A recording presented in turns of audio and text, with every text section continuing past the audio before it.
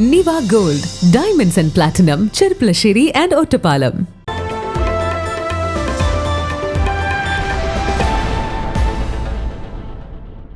ചെർപ്പശ്ശേരി കാറൽമണ്ണയിൽ പ്ലാസ്റ്റിക് മാലിന്യ സംഭരണ കേന്ദ്രത്തിൽ വൻ തീപിടുത്തം.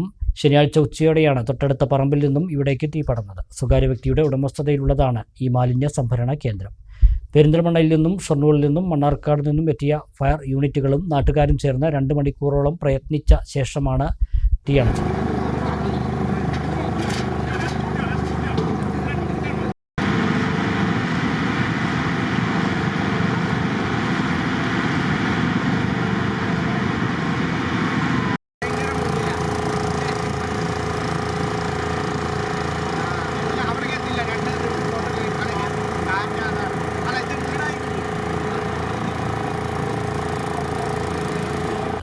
ആളപായമില്ല.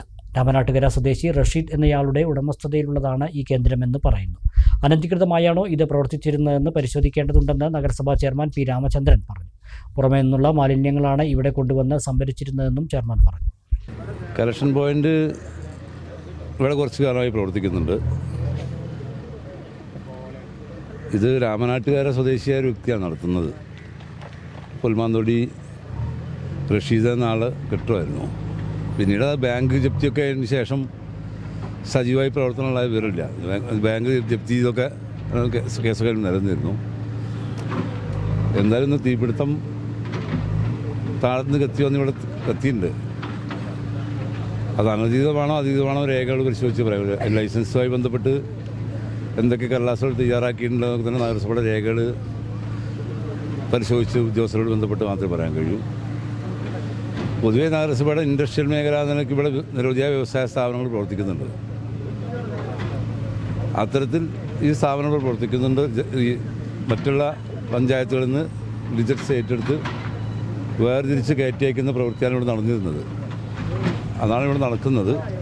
നഗരസഭയുടെ യാതൊരു മാലിന്യവും ഇവിടേക്കെല്ലാം കൊണ്ടുവരും. നഗരസഭയുടെ ഇതാണ്. മറ്റ് പഞ്ചായത്തുകളുടെ ലിജറ്റ്സാണ് ഇവിടെ ഏറ്റെടുത്ത് അവർ വഴിപാടിപ്പക്കാരെയൊന്നും മറ്റുള്ളവർക്ക് എടുത്തില്ലാത്തതുകൊണ്ട് ഇവിടെ സംബന്ധിച്ചതിന് എന്തായാലും അതിൻ്റെ കാര്യങ്ങളൊക്കെ തന്നെ എല്ലാവരും കൂട്ടായ ഒരു പ്രവർത്തനം നടത്തി അത് വലിയ അപകടമില്ലാതെ രക്ഷപ്പെടുത്താൻ കഴിഞ്ഞത് വലിയ ഭാഗ്യം. എന്തായാലും മറ്റതിൻ്റെ ലൈസൻസ് കാര്യങ്ങളൊക്കെ തന്നെ ബന്ധപ്പെട്ട ഉദ്യോഗസ്ഥരുമായി ബന്ധപ്പെട്ട് പരിശോധന നടത്തി ഇപ്പം തന്നെ സെക്രട്ടറിക്ക് വിവരം കൊടുത്തിട്ടുണ്ട്.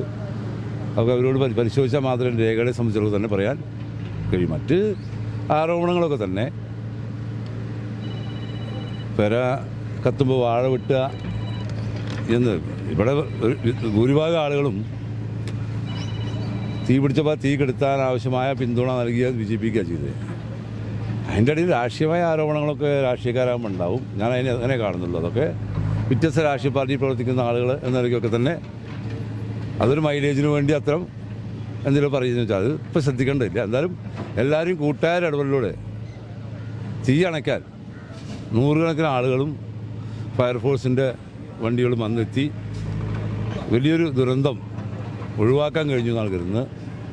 അതിന് സഹകരിച്ച എല്ലാവരോടും നഗരസഭയ്ക്ക് വേണ്ടി കൗൺസിലർ എന്ന പേരിലും നന്ദി പറയാണ് ഈ അവസരം. ബാക്കി എന്തൊക്കെ രേഖകളുണ്ട്, രേഖകൾ എന്തൊക്കെ ഇല്ലായ്മയുണ്ടോ ഒന്നും പരിശോധിക്കേണ്ട ഭരണസമിതിയല്ല. അത് ഇവിടെ എവിടെയും ഇത്തരത്തിൽ പ്രവർത്തിക്കുന്ന കേന്ദ്രങ്ങളൊക്കെ തന്നെ ലൈസൻസും കാര്യങ്ങളൊക്കെ പരിശോധിച്ച് അത് എടുത്തിട്ടില്ലെങ്കിൽ അതിന് വ്യക്തമായ നടപടികളുണ്ടാവും.